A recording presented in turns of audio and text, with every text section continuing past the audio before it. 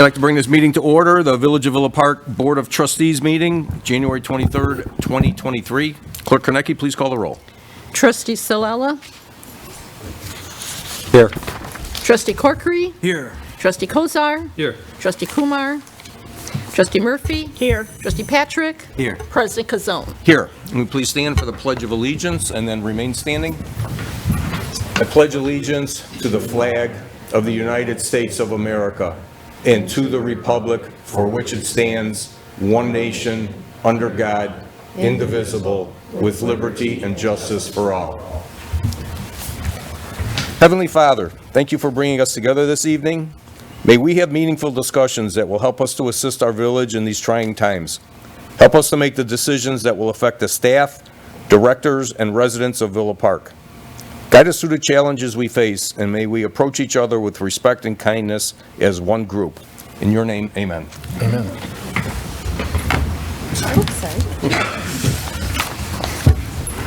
Okay, we'll go to item 3, public comments on agenda items. Clerk Kornecki, anyone signed up? I have Reed Goodrich, wants to refer to item 6B.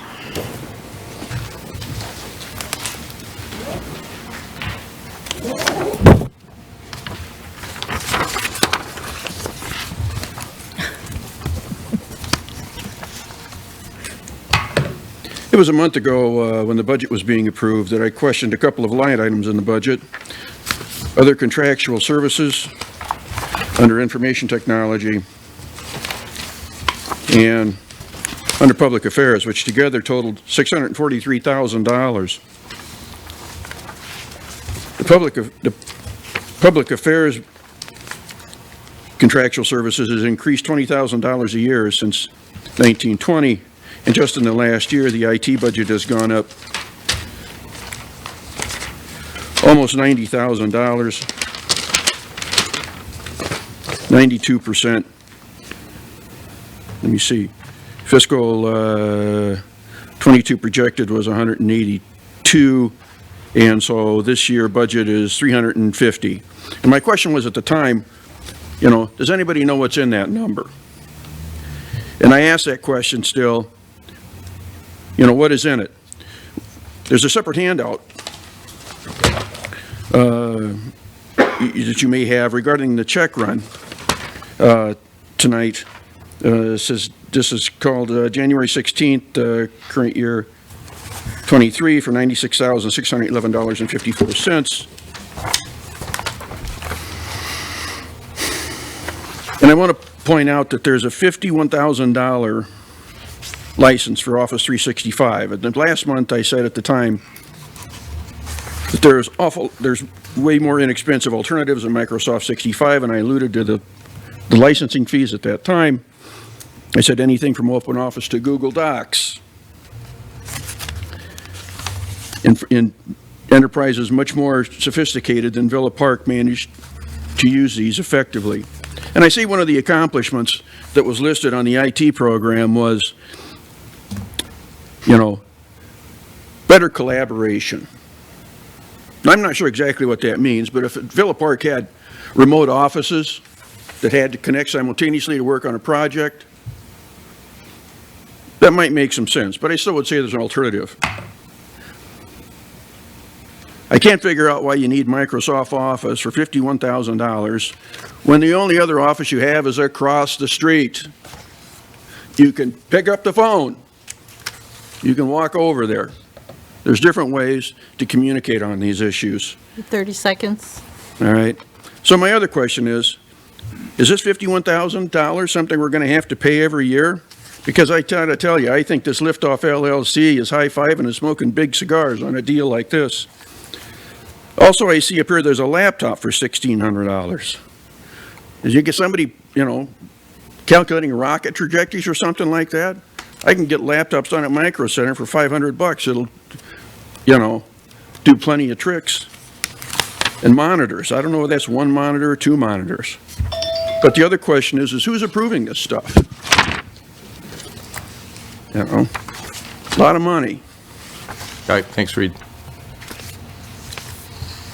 Okay, anyone else? Do we have anyone else? Public comments on agenda items? Okay, we go to item 4, amendments to the agenda. Do we have any amendments up here? Okay, seeing none, we will move on to item 5A. Dial Corporation, WellQuest Living, and Iceberg Development Group are going to do a presentation here, and Dr. Burke, would you like to start, or just, they can go up here? Okay.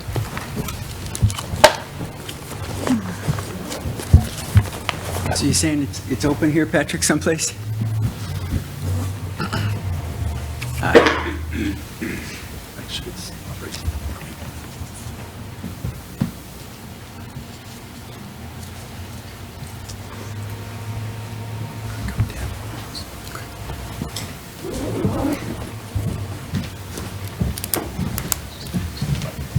All right, thank you.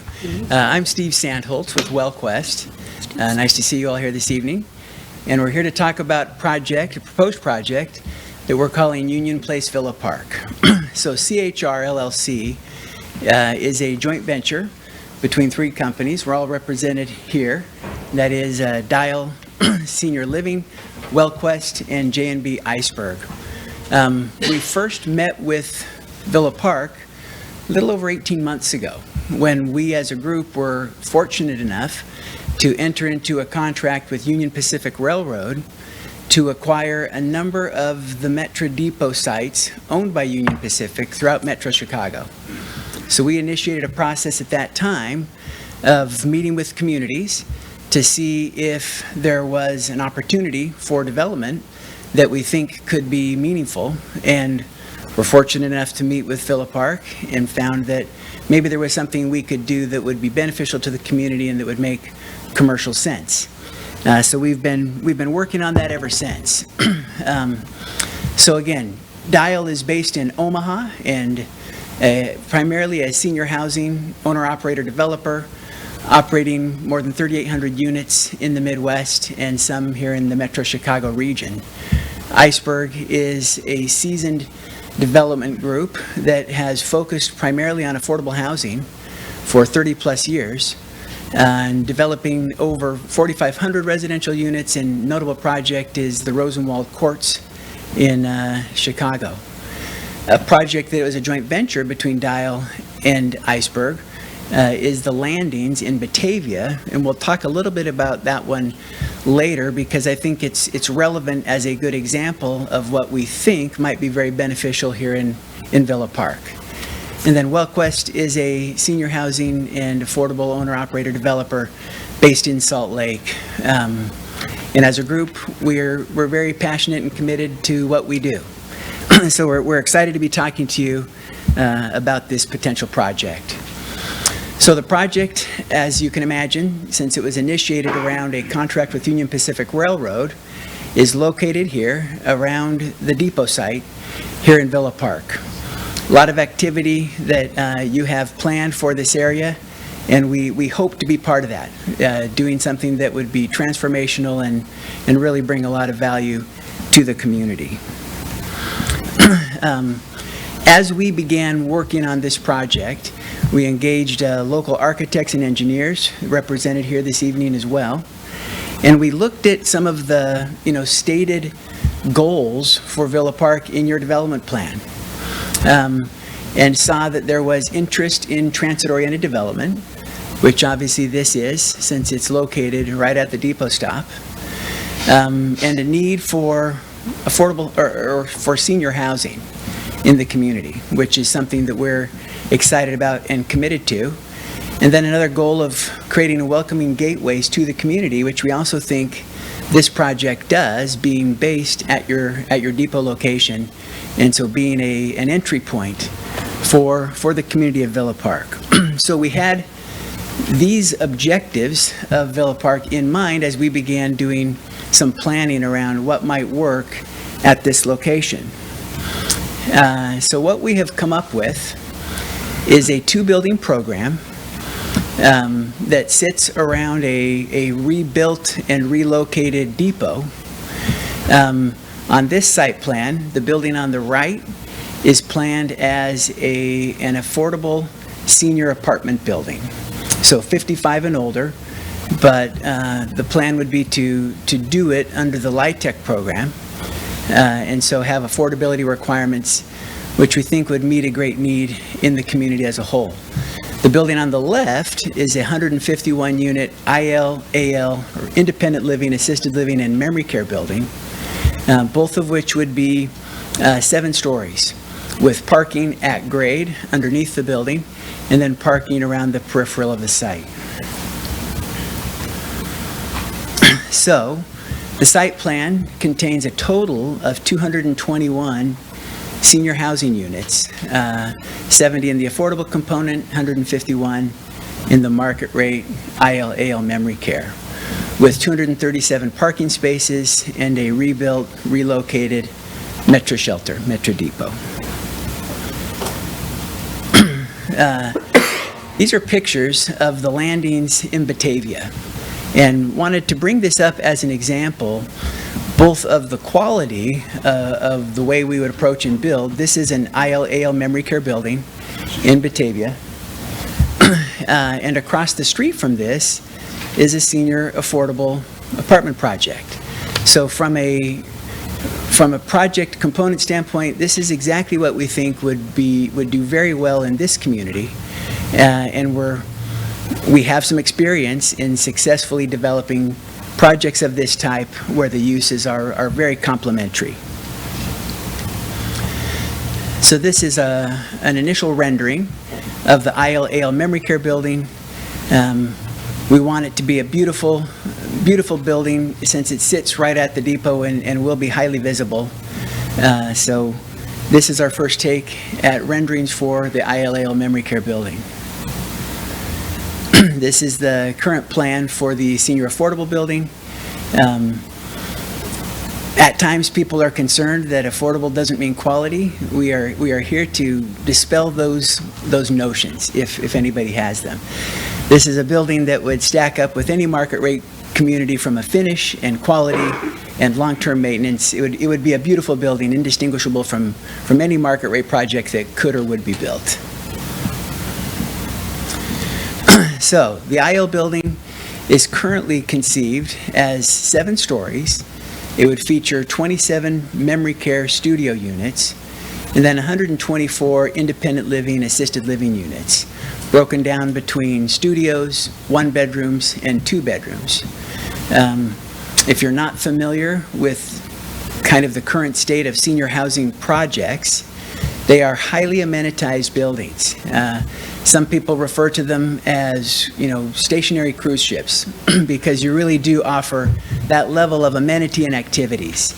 So this would have a beautiful reception and lobby, bistro, game room, obviously dining rooms with full kitchen, activities, arts, media, library, salon, fitness. We're contemplating kind of outdoor dining on a rooftop lounge and gardens that the residents can participate in. So be a high quality, highly amenitized, state-of-the-art, independent living and assisted living building, also offering memory care services. Again, these are current elevations of the planned building. So since we began communicating and working with Villa Park, we have done some analysis to determine whether there is need for this product in your community. So we engaged JLL to do a market study last year, and it came back that in this overall area, this is even after our proposed project would be built, there would still be additional unmet demand for independent living units totaling 490, assisted living over 600, and that memory care would be in equilibrium with this project. But as we know, as a population, Villa Park and the nation as a whole continues to age, so future demand would clearly exceed even these estimates. The memory care for our plan is sized to be really responsive to the number of assisted living, independent living units we have proposed for the building. So we believe that the market would support and has demand for these products and services. From a financial standpoint, we believe this project would also bring significant benefits to the community. For one, we're proposing to build this on property that is currently either owned by the village or Union Pacific Railroad, and so not a lot of property taxes being paid on those properties. As a result of this project, which would be fully market rate, we're estimating that annual property taxes would be around $1 million per year. In addition, beyond the construction jobs that would happen while the project gets built, senior housing is a labor-intensive business. And so we would also be creating 80 to 100 permanent jobs to meet the needs of the seniors that would live in these communities. So we think there's some meaningful economic benefits brought to Villa Park from our proposed project. These are some additional views of the new Metra shelter that would be on the right, and kind of a view to the train platform from behind the building. So overall, we're proposing to build this over what is currently surface parking around the Metra station. So we've kind of allocated the 237 parking spaces that would be on site for the assisted living, independent living, 61, 70 for the affordable apartments, and 106 parking stalls that would still be dedicated to commuters and to the Metra station. So the senior apartments, 70 units, predominantly 2 bedrooms with a handful of 1 bedrooms, and these are just apartments, no services or care provided in this building, but would still be nicely amenitized, with a great lobby, fitness, business center, community rooms, lounges, laundry, and some outdoor recreation areas. So what does affordable mean? We wanted to kind of share a profile. You can do income averaging or straight percentages when you're applying for low-income housing tax credits, and this is how income levels are determined as a percentage of area median income. So for somebody at an 80% of AMI, if it was one person, they could have an income up to $58,000, 2 people, nearly $67,000. At 60%, for a single person, $44,000, and 2, just over $50,000. And at 40%, $29,000 for a single and $33,000 for 2. Thought this would be interesting to share because these are reasonable incomes. The beauty of the low-income housing tax credit program is that people pay their own rent. But the program is set up such that the units get built and financed in such a way that they can be economically viable at these rent levels. But every resident pays their rent, which we think is a strength of the program. So how does that translate into rents? So at an 80% of AMI, that would cap 1-bedroom rent at just over $1,500 a month and 2-bedroom at close to $1,900 a month. At the 60% level, you can see for a 1-bedroom, it's about $1,200 a month, and for a 2-bedroom, $1,400. And at the 40%, just under $800 for a 1-bedroom and a little over $900 for a 2-bedroom.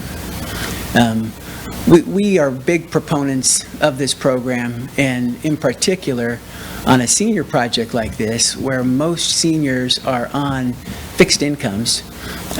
Almost all seniors, would qualify to live in this beautiful community.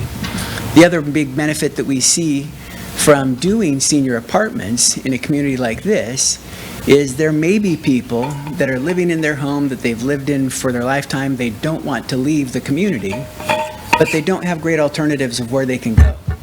If we provide both what we would offer in the independent living and assisted living, as well as in the senior apartments, it gives people some place to go where they can stay in the community where they want to be, but then it turns over that housing stock for families and other people that may want to be in the area as well.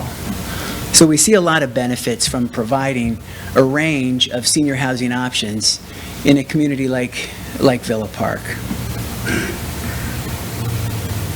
As we've begun our design process, we've been attentive and mindful of, some of the beautiful projects that are underway or have been completed recently in the community, and are looking for, some of our inspirations from some of the great projects that are already on the boards.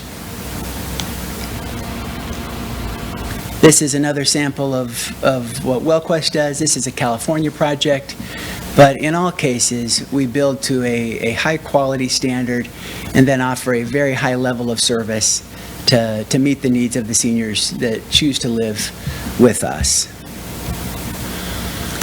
So, that is the quick introduction of the project that we've been talking to you about and have proposed for the Union Pacific and city-owned site around the current Metro Depot. And we really do hope that you can see we've put some thought into this, trying to address some of the needs that had been identified in the community in your development plan. Transit-oriented, appealing senior housing options, and a great gateway to the city. That's it. Happy to respond to any questions or explain Great. more. Yeah, Jay. Trustee Kozar. Trustee Corkery, I'm sorry. So how would this project, if it went forward, affect Metro commuters both during construction and then afterwards? It will be a logistically sensitive site, Yeah. to manage around that. And so it'll probably be most disruptive during construction. Once the building is complete, then there will be 106 spaces dedicated on this side of the tracks to Metra commuters that they would have access to just like they do today. So I think the long-term impact, it would be, we believe, beneficial. It's going to create, a sense of place here. It'll have a new shelter, which I think is, something that is needed now. And we'll have the long-term accessibility with the 106 parking stalls. And then who's responsible for maintaining the shelter and the station going forward? To be determined. I mean, right now, I believe that probably is a cost to the village. Trustee Murphy. Yes, is there any option to potentially build this at an alternative location?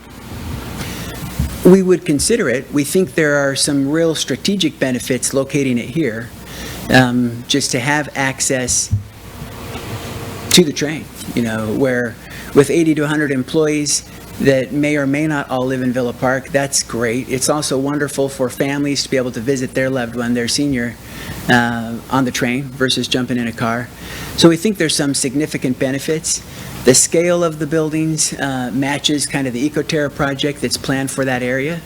So we love the site and haven't identified another site in Villa Park that could, that is as appealing or as suitable. So is it possible? Yes. We haven't focused on that because our draw to the community was the contract that we have with Union Pacific. Well, and I don't necessarily disagree. I'm an extreme advocate for the need for senior housing in Villa Park.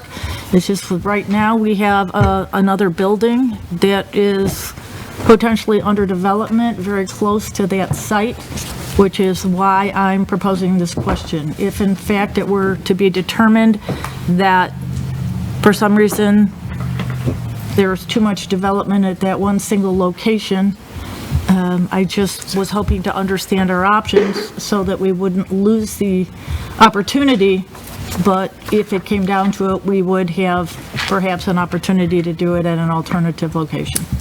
We're absolutely willing to explore that with you. To Super. be honest, there's a couple of communities that we also commenced discussions with around the Union Pacific Depot site, and they had similar suggestions, and we've been looking at doing some swaps and relocating and doing other things. So I'm not ruling that out. We just haven't focused on it. So we're not aware of an alternative site within your community that would be suitable. Wonderful. Thank you for your flexibility. Yeah. Trustee Kozar. Do you own that property now, or is it just under contract with? It's under contract. Okay. What is it that you're, I like the idea, I like your Yeah. concept, but what are you looking from the board at this point? Are you just kind of presenting the idea, want to see if you know, the board and the community is interested, or is there something that you're looking from us directly right now? So absolutely interested in gauging interest and in presenting kind of what we've been working on for the last year and a half, both to the board and to the community as a whole.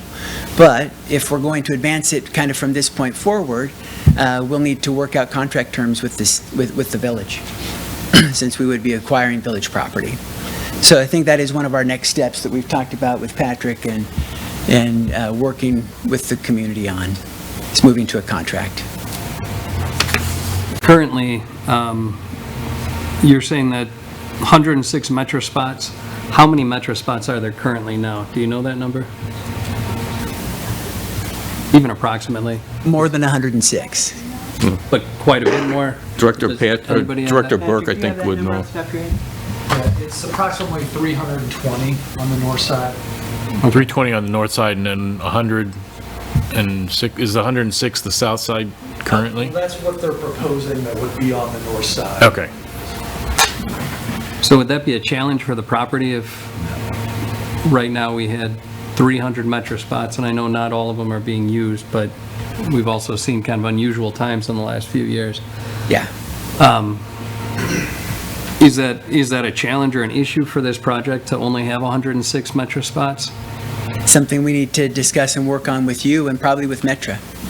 We've had this exact conversation with Metra on other locations where they have seen a decline in ridership. I think we all hope that ridership goes back up, but it's hard to say what will happen to the long-term demand. So it is an issue that will need to be further explored and addressed.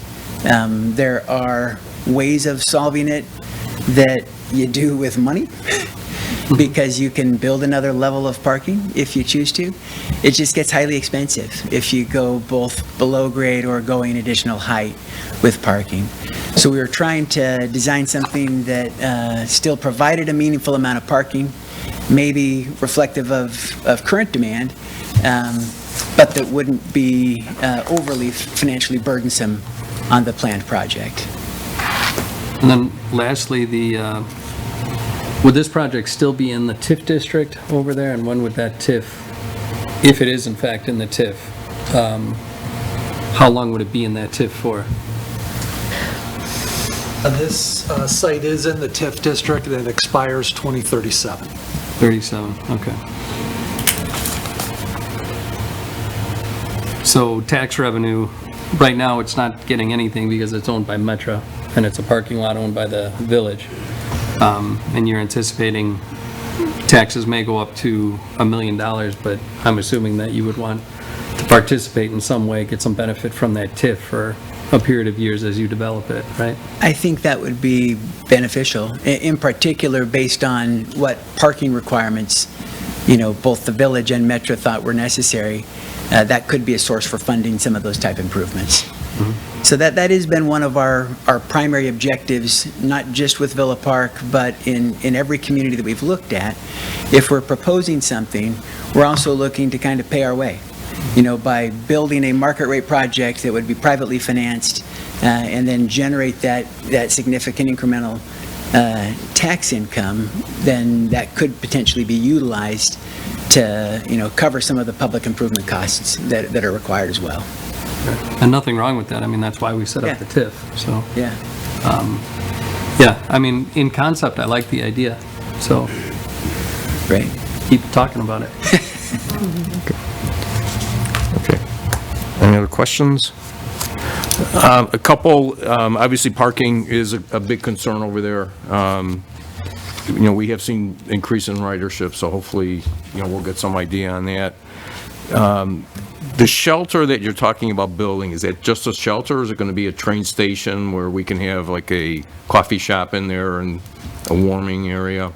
It is a train station, and so absolutely could be designed to include those type of elements if there was interest and demand. Yeah, I definitely think there would be. Yeah. And one of the concerns, and we have kind of touched on it, is the height of the building there. I know Ecoterra is going to be a 7-story, but now you'd have a 7-story and another 7-story and another 7-story. That's going to be a lot of height, and concern about blocking out sunlight for the residences there. Yeah. So that will definitely have to be something that'll have to be looked at. It's something we've started evaluating ourselves. We've done shadow studies for the site that kind of show at different times of year what is the impact. As you can imagine, very little impact, in the summer, spring and fall, more of an impact in the winter when the sun is so much lower. But it's something we're aware of and have been studying. We can share that with staff and with the board as required. And if I might add, that is why we call it the building mass, so close. Could you state your name, please? You can, yeah, you can just. I'm Heidi Wang with WJW Architects. So just to that direct question, that is why we've held the building very close to the train itself and carved out as much space to the north as possible for our exterior resident amenity zone, which, for our residents won't give them the best access to sunlight, but we thought it was the most deferential thing to do to the neighbors to the north to try to get as much buffer as possible and then to pull that parking around the backside too. So it's definitely something we're aware of and very sensitive of. Our residents won't be using an outdoor patio in the winter. No, they won't. Yeah, that's true. Your numbers for parking, it's at, I think, 61 for the memory care or 70 for the assisted living. Does that include employees, or is that just for residents and guests? That is total. Yeah. Typically, what we do for care facilities, for independent living and assisted living, is about 0.3, which is a combination of resident and staff. We think that most of the staff parking at this location would not be necessary because we would expect a high percentage of our employees to come via the train. Okay. And then it's one-to-one for the senior apartments. Okay. Trustee Kumar. I actually have a family member at a memory care facility right now, and contrary to popular belief, the staff are always taking up even all the spaces there. And I do understand that there's a hope that people will ride the train in, but I have my doubts that there is. I mean, you can't hire someone based on that necessarily. Yeah, so, memory care does take quite a bit of staff, full-time staff and half-time staff. That's one of the concerns I have. They are going to need, I think, more parking. This parking issue is going to be a problem. Another issue is this is across the train track, and memory care and assisted senior living facilities always have ambulances there. Pretty much 24/7 there will be an ambulance there, because there will be someone, because that's who ends up in a memory care facility or a senior living. It's someone who needs that extra level of care. And given that the train track is going through, I'm concerned about the safety of the residents in the memory care facility, and the timing to get proper health care or get them to a health care facility. I think a study needs to be done in that respect also. It also has to take into consideration the fact that probably our staff may be overtaxed a bit by such a facility. Not that I'm against it, we need to take that into consideration as well, according to, what I can see. All fair comments. We do have a frail population. We would love to say we don't have ambulance visits, but we do have them frequently. They are a population in need. We tend to minimize what I will call unnecessary ambulance calls because, we have caregivers 24/7 within the building. And so if somebody has a fall and they really just need help getting back on their feet and kind of stabilized, our caregivers do that. If they're in their home, they're going to call 911. We try to minimize 911 calls by being the first responders ourselves. We have on-site caregiving that will address those needs. We do staff, we run 3 shifts a day. The overnight shift is not as heavily staffed. They typically do park on site, but there's fewer demands for the overnight shift. And then it's usually about a 1 to 3 caregiver to resident ratio in a memory care unit. So you bring up good points. I think that We have always worked well with local emergency services to, kind of minimize those demands, but also to make sure that the project is designed for access for all, emergency vehicles and those needs. It's just across the train tracks, which is a little bit of a concern for me. Have you come across this in some other town per se, where you've started a project? Because most of your projects you're doing right next to a train station, that the access, the only access would be, as I see, if a train is coming through, is to go all the way around on 83 and come through North Avenue. So that's a far shot if someone is in imminent need. The only other thing I'd address is with respect to the safety of the residents. One, memory care units are locked units because most people that end up in memory care are there because they are at risk for wandering. And so memory care is a secure unit. We would never have a resident outside of our building that wasn't supervised. And so we're not as concerned about that issue because of the security that we have in our buildings and the technologies that we employ now. We know where residents are. We know if someone's leaving. Even with assisted living where there might be, mild cognitive impairment, we have fully staffed buildings and keep them very secure. I'm not so concerned about the memory care people leaving. I'm more concerned about getting them the help they need when they need. Memory care people, most of the facilities are, locked down. They have proper locking procedures and they have everything. And my husband's a physician. He's worked at those. We kind of know how those work pretty well. Plus, my mother-in-law's actually in one right now, so we're very familiar with it as we speak. And it's a lovely service and very necessary, no question about it. That and I love the fact that you're bringing it to Villa Park also. We have an aging population here, and the residents feel most comfortable near where their home is. I'm presuming it will be a well-used facility. It's more about getting the ambulance there if a train is coming through.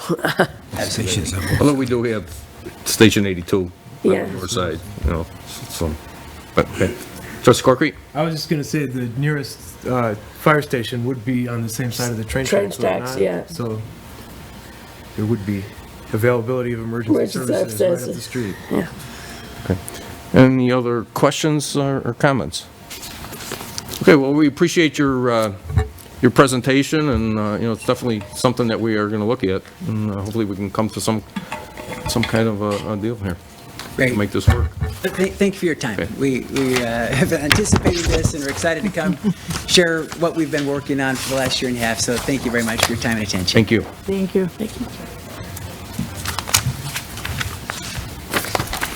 Okay. Move on to item 6, the consent agenda. Item 6A is approval of minutes from the January 7th, 2023 Coffee with the Village Board, and the January 9th, 2023 Committee of the Whole and the regular Board of Trustee meetings. And item 6B, the bill listings for the weeks of January 9th and 26th, 2023, in the total amount of $587,653.65. And do we have a motion for the consent agenda? Trustee Murphy? Yes, I'll make that motion. Okay, do we have a second? I'll second. Trustee Corkery, any questions or comments? Seeing none, Clerk Kornacki, please. Trustee Patrick? Yes. Trustee Kumar? Yes. Trustee Salela? Yes. Trustee Corkery? Yes. Trustee Kozar? Yes. Trustee Murphy? Yes. President Kazone? Yes. Okay, item 7 is appointments to the board. Item 7A is the Cable TV Commission, the appointment of Mark Paulson, term expiration date of April 30th, 2026. Do we have a motion? Trustee Kozar? I would like to make that motion. Second, Trustee Patrick? Any questions or comments? Clerk Kornacki, please. Trustee Corkery? Yes. Trustee Salela? Yes. Trustee Murphy? Yes. Trustee Patrick? Yes. Trustee Kumar? Yes. Trustee Kozar? Yes. President Kazone? Yes. We'll go to item 8A, is the first reading of an ordinance to be codified. It's an ordinance of the Village of Villa Park, DuPage County, Illinois, amending Chapter 14, Motor Vehicles and Traffic of the Village of Villa Park Municipal Code. Manager Harlan. The Village of Villa Park Traffic and Safety Commission voted at its meeting on November 1, 2022, to recommend an adoption of an ordinance amending Chapter 14, Motor Vehicles and Traffic of the Village of Villa Park. This recommended ordinance proposes changes to parking restrictions on North Avenue frontage road located on the south side of North Avenue, Illinois Route 64, between Joyce Avenue and Kramer Avenue. In addition, Traffic and Safety Commission, the village's fire department, police department, public works department recommend adoption of this ordinance. Public Works Director Guerra is here if you need additional, it's been a long discussion, and if you would like, he could give you a more detailed report. Okay, thank you. Okay, since that is a first reading, discussion only, unless someone would like to make a motion to waive the first reading. Okay, do we have any questions or comments? Trustee Patrick? If this is approved, then when would it go into effect immediately? I believe so. Section 8 says the ordinance will be in effect 30 days after the enactment. Thank you. Okay, thank you. Trustee Kozar? I don't have any objection to it, but I'm wondering if the residents right there have been directly notified that this is on the agenda so that they can come and speak to it if they have any objection to it. Director Guerra? Do you have?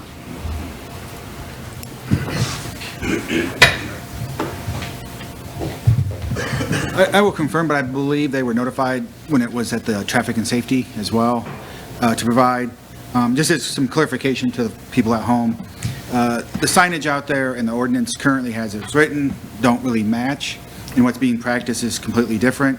So some of this is kind of also just cleanup to allow what's being there now. I think what the concern is when you enter the one-way and exit, if the parking if they overpark on the west end, and currently they park, I believe, on the north side as you exit towards Kramer, it makes it very difficult for police vehicles, fire ambulances, and public works vehicles to get through.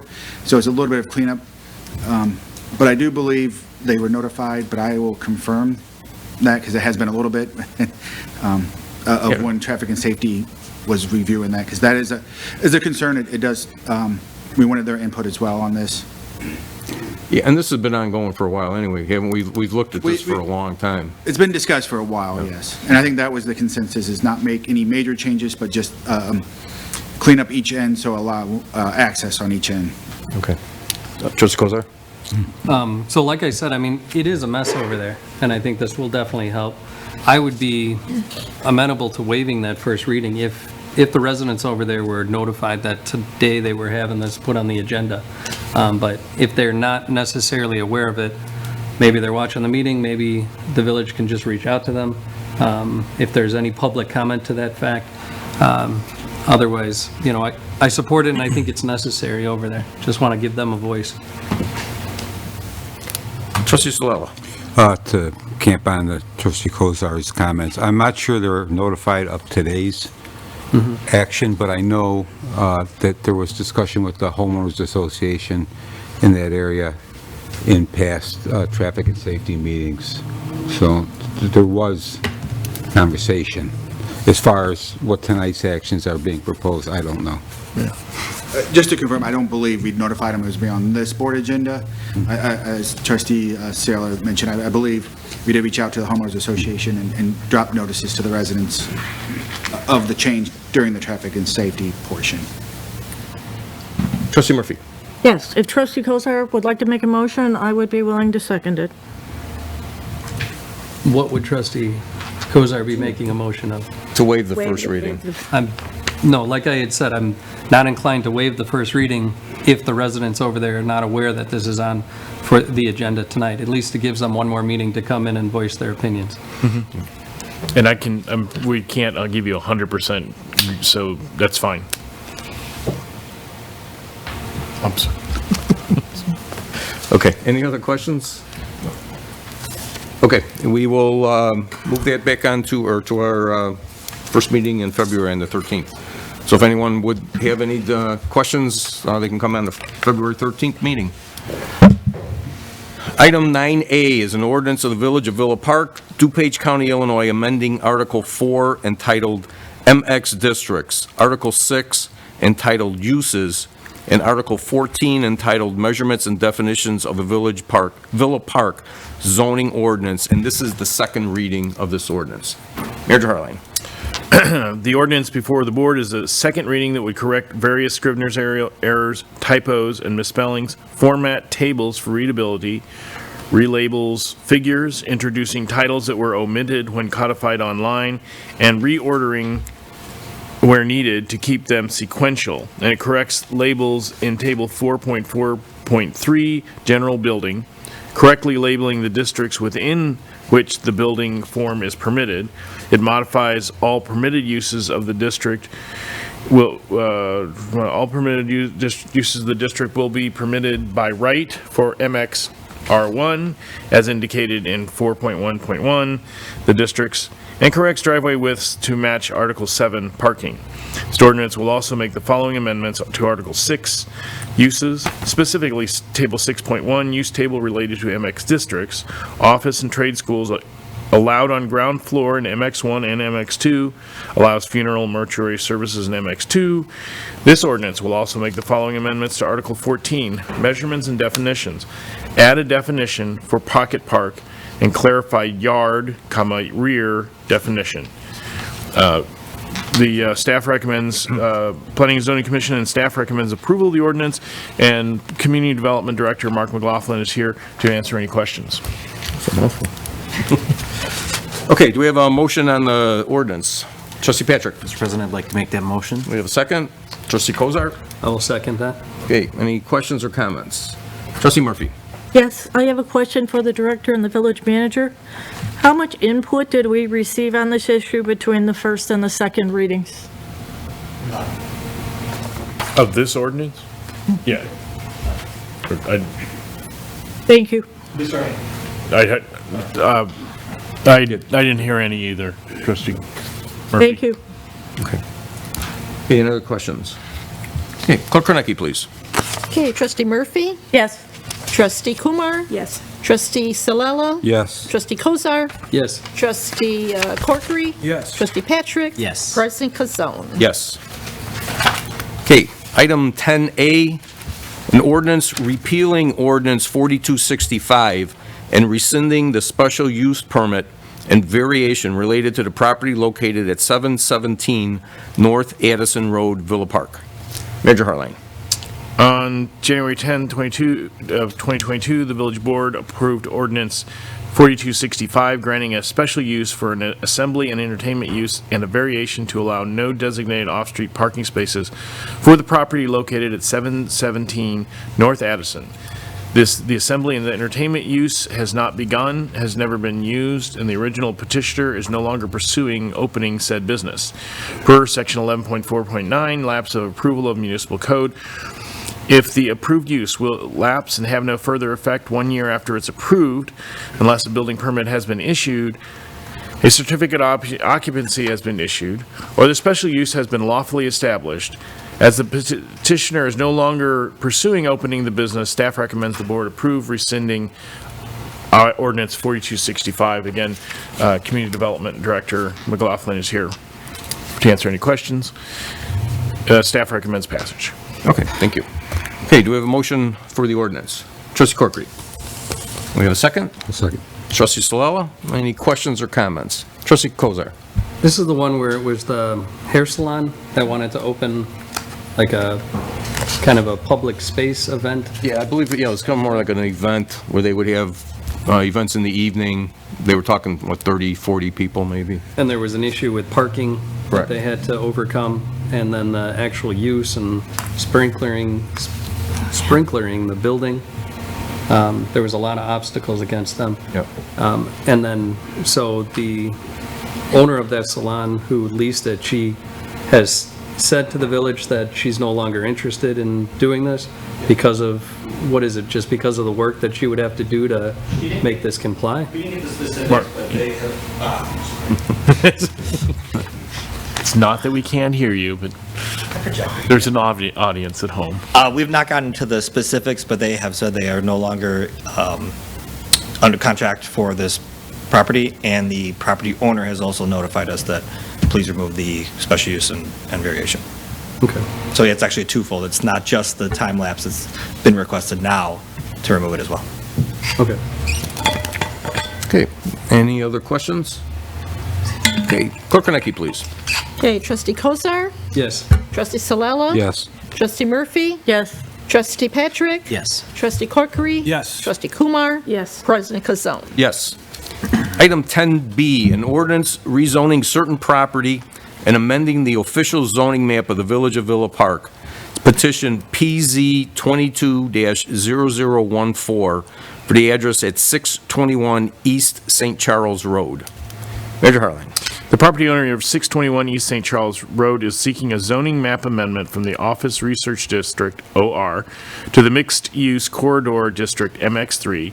In February 2008, a portion of Riverside Drive was vacated and a plat of consolidation was approved, combining the former right-of-way and the adjacent parcel into a single parcel. At that time, it would have been appropriate to rezone the former right-of-way. The Planning and Zoning Commission held a public hearing on January 12th where they recommended, of this year, approval of the request 7-0.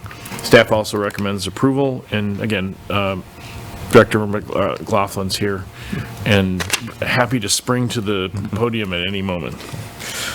Okay, and this is basically when they combine the two units, one was zone one and one was zone another, so it's just making it all one zoning there. Okay, we need a motion for the ordinance. Trustee Corkery. I'll make that motion. We have a second. Trustee Patrick. Okay, any other questions or comments? Trustee They're Kumar. making it all a mixed district. That's correct. Okay. Right. Okay. Anyone else? Clerk Konecki, please. Okay, trustee Kumar, Yes. trustee Salella, Yes. trustee Murphy, Yes. trustee Corkery. Yes. Trustee Patrick. Yes. Trustee Kozar. Yes. President Kazone. Yes. Okay, we move on to item 11, resolutions. Item 11A is a resolution of the Village of Villa Park, DuPage County, Illinois, in support of tax incremental financing. Major Harline. The Village of Villa Park, as a member of the village of the Illinois Municipal League, has been asked by the Executive Director, Brad Cole, to support a resolution in favor of tax incremental financing. The village has used TIF as an invaluable tool in our economic development efforts, and proposed legislative changes would limit that in the future. Staff supports passage of the resolution. Do we have a motion? Trustee Patrick. Mr. President, I'd like to make that motion. Okay, do we have a second? Trustee Kumar? I will second that motion. Okay. Any questions or comments? And basically, this is just us supporting keeping the TIF. There are bills that have been proposed in the state legislature to limit the length of time of TIF districts for the public. So this is just basically a resolution saying that we support it. It's not binding on anything, but we are in support of this. Okay, any other questions or comments? Clerk Konecki, please. Okay, trustee Corkery. Yes. Trustee Salella. Yes. Trustee Murphy. Yes. Trustee Kozar. Yes. Trustee Patrick. Yes. Trustee Kumar. Yes. President Kazone. Yes. Item 11B is a resolution of the Village of Villa Park, DuPage County, Illinois, approving the proposal of M&O Environmental Company of Mokina, Illinois, and authorizing a contract for the asbestos abatement project at 320 East Wildwood Avenue in amount not to exceed $35,325. Major Harline. The Parks and Recreation and Fleet Department is preparing for the demolition of the Community Recreation Building, CRB, located at 320 East Wildwood. The village completed material sampling of the CRB and found about 6,600 square feet of asbestos-containing materials in the facility, which has to be removed prior to demolition. On December 8th, the village released the asbestos abatement project for public bid and received 7 bids. Midwest Environmental Consulting Services of Mokina, Illinois was identified as the lowest responsible bidder with a total project cost not to exceed $35,325. Staff recommends approval of this resolution and naming the Midwest Environmental Consulting Services of Inc. of Mokina, Illinois as a contractor and authorizing the city manager to sign a contract with them. Okay, thank you. Okay, do we have a motion? Trustee Patrick? Mr. President, I'd like to make that motion. Trustee Kozar? Yes, I'll second that. Okay, any questions or comments? Okay, seeing none, Clerk Kornecki, please. Hey, Trustee Solella? Yes. Trustee Murphy? Yes. Trustee Corkery? Yes. Trustee Kozar? Yes. Trustee Kumar? Yes. Trustee Patrick? Yes. President Kazone? Yes. Okay, move on to item 12, public comments on non-agenda items. Do we have anyone signed up? Yes, we have Reed Goodrich, has item regarding Hawthorne Okay. Development. Yeah, my question is, who's managing Hawthorne? Because I had predicted shortcuts last fall when nobody was watching them, and I think the fence project, attests to some of that. I've got dangling cable wires and AT&T wires laying around, plus they've left a maintenance problem on one side, for the city now. And nobody seems to be taking care of these things. They're just left. So I'm asking that Villa Park get a grip on Hawthorne. And I hope that's not asking too much. I hear they're talking about they can't get material and whatever. Well, Casey's down the street seems to be doing just fine. They're getting all their material in their building, so I don't quite, understand what the problem is. Because right now it looks like 3 people are managing Hawthorne, and nobody seems to be grabbing the bull by the horns in a manner of speaking.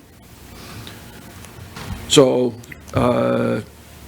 hoping to get some resolution for this, because I said a year and a half ago when I spoke up here against some of this project that Villa Park seemed to be out of its league in something like this and wouldn't be able to keep track of it or management to the best, appropriately. And I don't think I've been disproven. Here we are, almost 2 years later, there's no building. Some of the projects clearly have not done to the best workmanship. So I'm hoping at this point, the fellow at the top of the organizational food chain, Mr. Village Manager, hopefully will provide a solution to all this. And, bring Hawthorne to heel, because right now it looks like they're running the show. I thought Villa Park was running the show. All right? But you may have an opportunity. I understand the one thing that the village can do is pull a bond. I don't fully understand it, but I understand there's something along those lines. Give it to this guy. May solve a problem for you. Okay, thank you. And also Cheryl Tucker.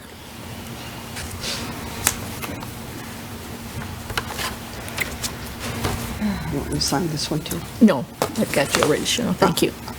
Good evening. I'm just curious when a decision will be made if the residents of Villa Park will need to vote for a village trustee in the April election. Seeing this board is big on transparency, I was just curious why some of our trustees and the resident felt it was a good idea to cause the village to have an extra expense where the village needs to use tax money and funds, which could have been used on other projects like flooding, sewer improvement, road repair, sidewalk, tree removal, the rec center, just to name a few, just so the residents of Villa Park and the voters wouldn't have to choose which resident they would like to serve as their trustee for the next 4 years on the April ballot. I'm just curious when that decision will be made. Okay, thanks, Cheryl. I have no one else. Anyone else? Yes. When Reed got up, I don't agree with Villa Park being out of our league. I think we are very capable of handling whatever comes our way, but can somebody give us an update on what's going on that property? We don't actually have a topic for the February committee of the whole meeting. I think that we've actually been trying to, as the owner of the property, the owner of the project has been out of the country and will be out of the country until midway through next month. So we were looking at maybe, I don't think February 13th would be, I think that'd be too soon, but having them come in and make a presentation maybe at the March Committee of the Whole meeting, maybe get an update at that time. So that's something we haven't brought that yet to council, but I think that's we've kind of discussed that. We have a meeting tomorrow, or not tomorrow, it's Wednesday with Ecoterra, so we can check on that. I think maybe at the next board meeting, we could just get maybe a partial, update based on what you guys know so far, maybe of the meeting. I'm fielding a bunch of questions about it. It seems like there's no equipment there anymore. We got meeting minutes from the last several times we've met with them, or we can give you a report either way. That would be great. That would be helpful. Thank you. Okay. Yep. Okay, we will move on to item 13, of Village Commission reports, which is in everyone's packets. The Community Fund Commission, the Economic Development Commission, Environmental Concerns Commission, Local Liquor Control Commission, and Parks and Rec Advisory Commission, and the Planning and Zoning Commission. So those are all in everyone's packets. If anyone's got any questions, comments.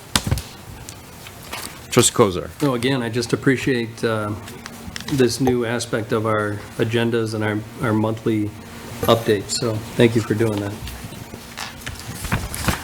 Okay, we will move on to item 14, the Village Clerk's report.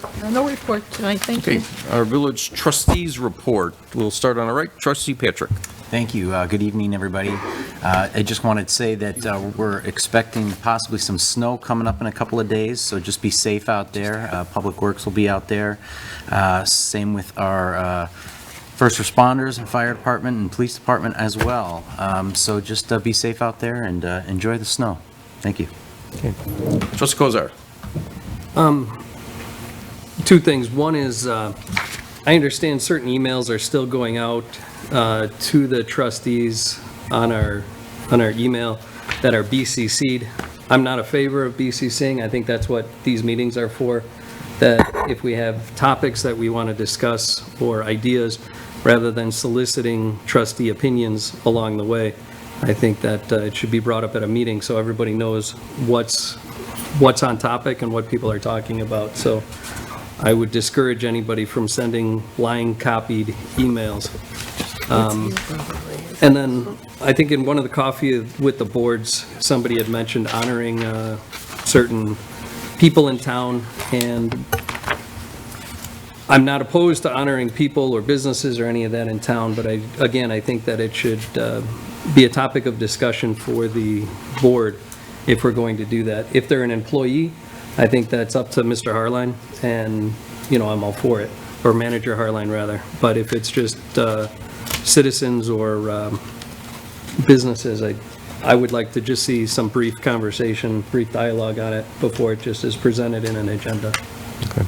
Well, addressing the BCC, that's just done to prevent, a lot of times, people tend to just reply all on a BCC, and then we have to make sure we're not violating the Open Meetings Act. So typically when discussion items are sent to the board, they're sent blind copied just to prevent, Open Meeting Act violations.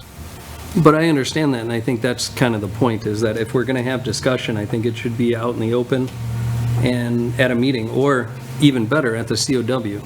And that's kind of what I feel the intent of the COW is that we can have those dialogues and then put things on the agenda. Okay. Trustee Solella? Yes, just like to put a special thanks out to the Knights of Columbus for hosting their annual pancake breakfast yesterday morning. It was well attended, very nice, plenty of food. It was nice to see a lot of our residents partaking in a nice warm breakfast and having a chance to talk with each other. So thank you. Okay. Trustee Kumar. Hi, just very shortly, Happy New Year, because I missed the first meeting. I was sorry to the residents that I was late today for personal reasons. And also, I would like to say the Economic Development Board, I was there this past week, and some neat developments coming up, and all the businesses in town, please keep your ears open and your, to a survey that's going out to support businesses in the future and improve retention in our town. So just keep your eyes open for when that survey comes out and make sure you return it. Thank you. Okay, thank you. Trustee Corkery? I just have a few announcements here from Bob Wagner, the Chair of the Environmental Concerns Commission. The Bicycle, Pedestrian, and Transit Subcommittee will be meeting this Thursday, the 26th, at Village Hall. Members of the public, it's at 6 p.m. Members of the public are strongly encouraged to attend. The Environmental Concerns Commission will be meeting immediately afterwards at 7 p.m. Again, love having members of the public there. Due to a recent resignation, the Environmental Concerns Commission is looking for a new commissioner. So any village residents who have an interest in the environment, environmental issues, conservation are strongly urged to apply. There's a link on the village's website to the application.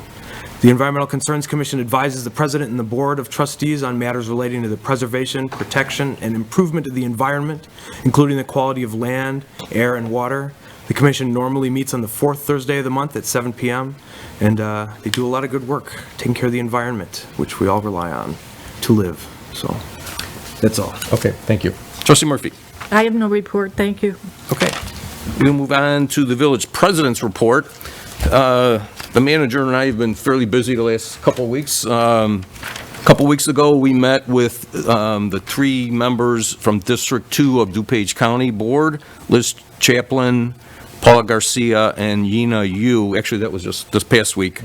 Very good meeting with the surrounding towns that are in her district. So it's a good thing we're starting to meet some of these legislators. A couple weeks ago, we met with District 1 members, Michael Childress, Cindy Cronin Cahill, and Sam Tormatori. We just have a small portion of Villa Park is in District 1, like north of North Avenue, but it's still good to meet with our representatives to see what kind of help that they can give us in some of our things. We also went to the DMMC, the DuPage Managers and Mayors Annual Legislative Dinner on last week with State Senator. We sat with State Senator Susie Glowiak Hilton, who is also having, I think, an open house in the next couple of weeks. So again, good to be meeting with our state legislators. Crazy Pour had their grand opening of their bedding facility on the 13th. It was a real nice event. Manager Harline was there, Trustee Murphy and Trustee Solella were also there. It was good. They allowed me to give the first bet, to make the first bet there, which I did win. That Illinois took the points, or gave the points, and that money that I did win will go to the Dane Gibbons Turkey Trot, annual Turkey Trot. Coffee with the Board will be on February 4th, 9 o'clock up here in the meeting room.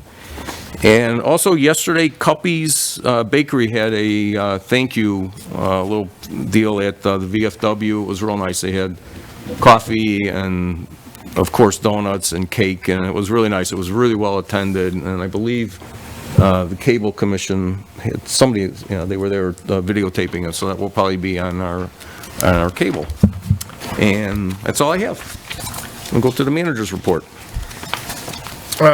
So the main thing I have tonight is Finance Director Howard has his first monthly Finance Director's report, and I don't know if you wanted to come up and say a few words about what's in this report, take any questions, and then give people an idea of what more is to come.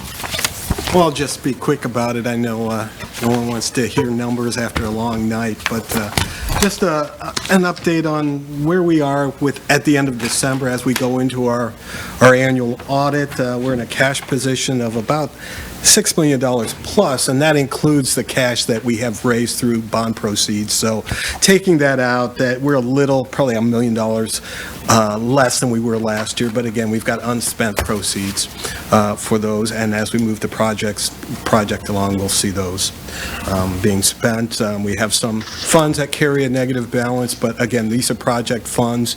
As part of our audit, we wait till everything comes in, and then we make the transfers from the general fund to zero those out, so you'll see those too. Investments weren't so good. We had a lot of money sitting on the sidelines, I think, over the COVID period. We're getting that back into play. We have a CD that matures next week that's going to have a little bit better rate for us in an 18-month period. I think 4.55%, so that looks a little bit better than our portfolio of 0.83% that we were carrying along. We put that money back into play a few months ago. That will mature, I think, in August, and we'll try to ladder those funds so that we get more of an even flow of investments, and we take advantage of some of the bettering interest rates that are out there. General fund revenues are up about 14%. Expenditures are up about 1.1. We would expect that because we're kind of getting out of COVID and we got some more things going on. Property taxes are down a little bit, 3.6%, but tax revenue overall is up 10%, and we're about 107% of budget. So at the end of December, things look very, very good. Village-wide, we're 19% higher than last year, again, mainly due to these bond proceeds that are sitting out there. Expenditures up about 10%. Again, we have the capital replacement fund expenditures that are getting back on track, and some of the other things with revenues over expenditures from 2022 of probably 10.8%. So again, the bond proceeds are there as we spend those down. We'll see that decrease, and we've got a little bit stronger fee revenue. Again, we've got more things going on as far as rec goes. We've got stronger sales tax revenues that are out there, so things are moving on. It's going to be a nice year. I think I would expect to see a 2023 that looks like this too. Okay. Any questions? Johnny, anything else? We do not have a topic for the committee of the whole meeting for next month. At that meeting, we plan to bring forward a contract extension for LRS to continue with their service to the village. We had a meeting with them by teams about customer service to try and deal with some of the issues we're having, and we've put in a section of the contract that we'll be meeting with them quarterly to review how that's going, and then for the first year, and then annually or more frequently if necessary thereafter, and also making sure we have ways for people to a lot of people feel more comfortable coming to the village with their complaints, so we're working out a way to make that work too. But if you'd like, they could give a more detailed description of the CART program that they are planning to launch. And then we'd, after the meeting, we'd start a full, if approved, they would be able to roll out a full, probably 2.5 to 3.5 to 4 month lead-in time before they actually launch the program. So if that is a topic you guys are interested in, in open session, let me know. And by the way, when I'd use that, it is the idea that these are things I'm interested in when I do that. If you want to let me know in public session, or individually if you want to send me a note, but trying, as President Cazone said, to avoid the serial meeting where everybody talks amongst each other, and trying to avoid getting in any trouble for open meetings law violation. So, suggestion for committee of the whole next month, if you want to have one. You're not absolutely required in any way, shape, or form, but would be to have LRS come in and talk about their CART program that we would be approving that night if you guys so choose. Okay. Thank you.